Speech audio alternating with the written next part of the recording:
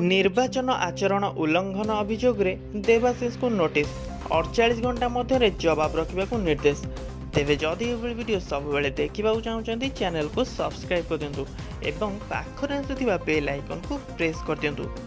कटक बारवाटी विधायक प्रार्थी देवाशीष सामंतराय निर्वाचन अधिकारी नोटिस तृतीय पर्याय पर भोटिंग चली बेले निर्वाचन आचरण विधि उल्लंघन नहीं देवाशीष को नोटिस जारी करा जायछि। गणतंत्र महापर्व में निर्वाचन आचरण विधि उल्लंघन करें नहीं बोली प्रार्थी को कड़ा निर्देश दि जाए, किंतु यह उल्लंघन कर देवाशीष भोटर को प्रभावित करने को चेष्टा करथिबा अभियोग सामना को आसीथिला।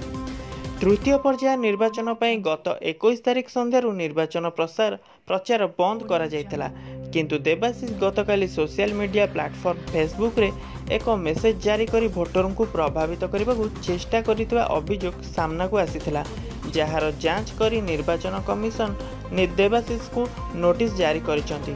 एपरिकी 48 घंटा मध्य यार जवाब देवाकू देवाशीष को निर्देश देइसंती निर्वाचन अधिकारी।